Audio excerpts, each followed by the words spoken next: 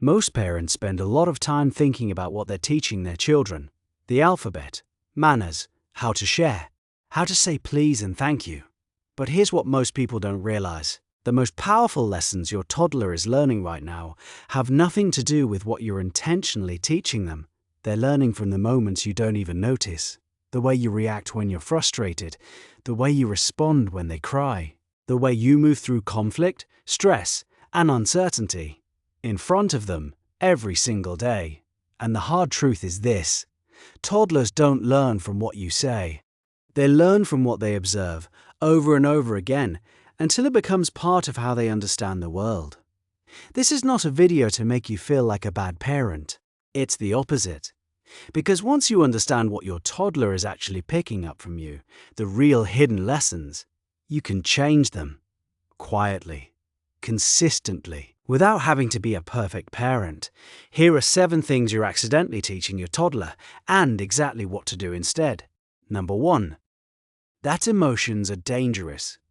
Here's something that happens in nearly every home. Your toddler falls down, or doesn't get the snack they wanted, or their tower of blocks collapses and they burst into tears. Loud gasping, full-body tears. And you naturally want to stop it. You're okay. You're fine. Stop crying. It's not a big deal. Your intention is kind. You want to reassure them. You want them to feel better.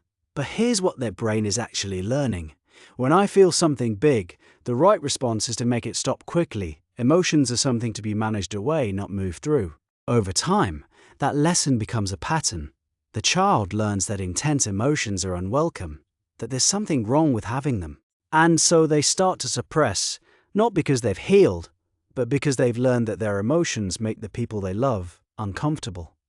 This is where anxiety takes root in later childhood. Not from too much emotion, but from emotion that was never allowed to exist long enough to pass on its own. Here's what to do instead. When your toddler cries, try this. Sit close. Don't rush to fix it. Say something like, "I can see that really hurt. I'm right here." That's it. You don't need to solve the emotion. You just need to stay with it long enough for them to learn that it's survivable. The lesson you want them to carry is not "don't feel," it's "I can feel and I'm okay." Number 2, that mistakes are shameful. This one is subtle, and it shows up in the most well-meaning moments. Your toddler knocks over their juice, spills on the floor, writes on the wall, and before you even realize it, your face changes. Your voice rises. Why would you do that? Look at what you did. You're not trying to shame them. You're reacting. But what their nervous system registers in that moment is not the information about the spilled juice. It's the experience of being the person who caused a problem and seeing disapproval on the face of someone they love. The real lesson the brain learns is this: making mistakes means something is wrong with me. Not I did something that needs to be cleaned up, but I am someone who causes problems. That is the beginning of perfectionism, of shame, of the child who is terrified to try new things, because trying means risking being wrong, and being wrong means losing love. What to do instead? Take a breath before you react. Then address the situation, not the child. Okay, juice spilled. Let's clean it up. You can model calm problem solving in 10 seconds. We need a towel. Here's what we do. You're not teaching them that nothing matters. You're teaching them that problems are solvable, and that solving them doesn't require shame. That lesson will follow them into every difficult moment of their life. Number 3, that they need to earn your attention. Toddlers ask for attention constantly. They bring you things, they say your name. They stand in front of you and make noise until you look up. And many times, because life is busy, because you're tired, because you're trying to cook dinner or finish one sentence on your phone, you hold up a finger. Just 1 minute, and then the minute stretches. And the toddler finds another way to get your attention, often a louder one, so you respond to the louder behavior. What they're learning is not that you love them, they know that. Somewhere. What they're learning is the mechanics of how to reach you, what behaviors get a response, and what behaviors don't. Over time, this becomes a belief. Connection requires effort. I have to earn the moment where someone turns toward me. This is one of the early threads of anxious attachment, not because you ignored your child, but because the pattern of attention became unpredictable enough that they had to work for it. Here's what to do instead. You don't need to be available every single second. That's not the goal, and it's not realistic. But try this. Once a day, choose a 10-minute window where you put everything down. You follow their lead. You watch what they're doing. You comment on it. Not to teach, not to redirect, just to witness. You're putting the blue one there. And now the red one. What you're giving them is not just attention. You're giving them the experience of being worth someone's full presence. That experience is the foundation of secure attachment. Number 4. That conflict ends relationships. Toddlers test limits. That is their job developmentally. They push, they refuse, they say no, they melt down. And in those moments, many parents go to one of two places. They either lose their temper, which feels frightening to a small child, or they disengage. They leave the room, go quiet, stop responding. Not to punish, just to cope. But here's what most people don't understand about toddlers and conflict. A toddler doesn't have the cognitive ability yet to understand that a relationship can survive a rupture. When you're angry, or when you pull away, their nervous system doesn't register "my parent is upset with my behavior." It registers, "I am in danger of losing connection." The lesson they learn from unrepaired conflict is this: when things go wrong between people, relationships break. That belief will follow them into friendships, romantic relationships, and eventually their own parenting. What to do instead?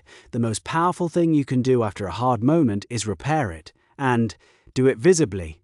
Once you're both calm, go back. Sit with them. You don't need a formal conversation, just proximity, just returning. If they're old enough, you can say, "That was a hard moment for both of us. I love you." That sentence costs you nothing, but to their nervous system, it is everything. It teaches them that conflict is survivable, that the relationship comes back, that people who love each other can go through hard things and still be okay. Number 5. That your feelings are their responsibility. This one requires honesty, because it's one of the most common patterns in parenting, and one of the least talked about. It sounds like this: "You're making mommy sad. When you do that, daddy gets really upset. Look at how upset you've made me." The intention behind these phrases is often to create empathy, to help the child understand that their actions affect others. But what the toddler actually hears, at this stage of development, is something much heavier. They hear, "My parents' emotional state is something I caused, and if I caused it, it's my job to fix it." This is the beginning of what psychologists call emotional parentification, the process by which a child gradually takes on responsibility for a parent's emotional world. Children who carry this lesson grow into adults who struggle to say no, who feel guilty for having their own needs, who are chronically attuned to other people's moods, and feel personally responsible when someone around them is unhappy. Here's what to do instead. Own your emotions without assigning them. "I'm feeling frustrated right now" is very different from "you're making me frustrated." One teaches your child that adults have emotions and can name them. That's healthy modeling. The other teaches your child that they are responsible for your internal experience. That's a weight no toddler should carry. This is a small language shift, but over years and thousands of interactions, it changes everything about how your child understands their role in a relationship. Number 6. That rest and stillness are things to avoid. Take a moment and think about what your child sees you doing when you're not busy. Do they ever see you sit quietly? Do they see you take a breath? Do they see you read, or pause, or do something with no visible output? Or do they mostly see you moving, from task to task, screen to screen, obligation to obligation? Most children growing up today watch their parents in a near constant state of busyness, and they absorb this as a model for how humans are supposed to be. The real lesson the brain learns is this: value comes from doing. Being still is the same as doing nothing, and doing nothing is not allowed. This is one of the quieter roots of anxiety in children.